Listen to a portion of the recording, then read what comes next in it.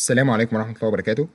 النهارده هنتكلم في حلقة من الحلقات المهمة جدا، وهنعرف خلالها كل ما يخص عنصر الكالسيوم، وإيه هي الأعراض اللي بتظهر في حالة نقصه، وكمان أهم أسباب نقصه.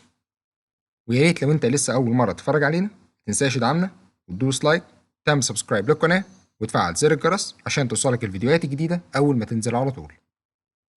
خلينا نعرف الأول إيه هي فوائد عنصر الكالسيوم. أول حاجة، عنصر الكالسيوم بيكون ليه دور مهم في تقوية العظام والحفاظ عليها، ونقصه في العظام ممكن يضعفها ويسبب هشاشة العظام. كمان الكالسيوم بيكون مهم لصحة وانقباض العضلات هو وعنصر المغنيسيوم.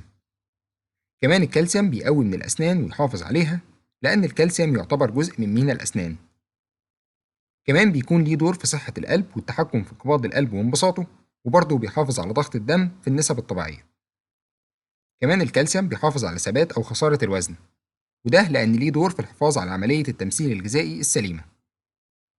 ويقال إن الكالسيوم بيحمي من الإصابة من أنواع معينة من السرطانات. وبما إننا عرفنا فوائد عنصر الكالسيوم، خلينا بقى نعرف إيه هي أعراض نقص عنصر الكالسيوم في الجسم. أول حاجة، ممكن يحصل لين وهشاشة في العظام، وبيكون العظم سهل الكسر. كمان ممكن يحصل تشنجات في العضلات وألم فيها في حالة نقص الكالسيوم. وبرضه بيحصل خدلان وتنميل في الأطراف والوجه.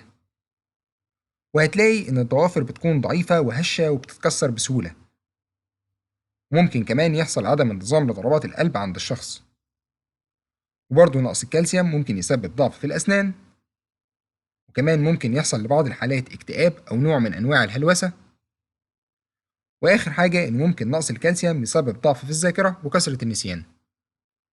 طيب كلام جميل، إيه هي بقى أسباب نقص عنصر الكالسيوم في الجسم؟ أو إيه هي العوامل اللي بتسبب نقص الكالسيوم؟ أول سبب وأهمهم هو قلة تناول الكالسيوم لفترات طويلة، خصوصا في مرحلة الطفولة. كمان نقص بعض العناصر زي فيتامين د، لأنه بيكون ليه دور مهم في امتصاص عنصر الكالسيوم. كمان في بعض الأدوية اللي ممكن تقلل من نسبة الكالسيوم في الجسم، زي مضرات البول وأدوية الضغط. وبرضه لو حصل مشاكل في الباراثيرويد جلاند، اللي هي الغدة الجهرزيرقية، أو حصل إزالة ليها جراحيا، فده هيأثر على عنصر الكالسيوم.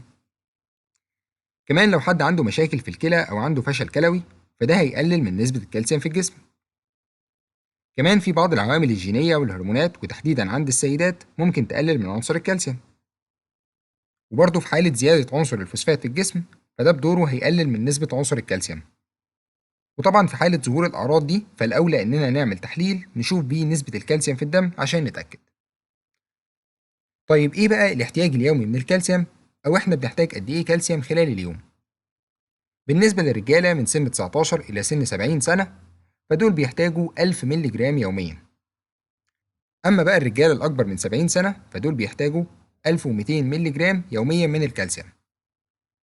أما بقى بالنسبة للسيدات من سن 19 لسن 50 سنة، فدول بيحتاجوا 1000 مللي جرام يوميا من الكالسيوم.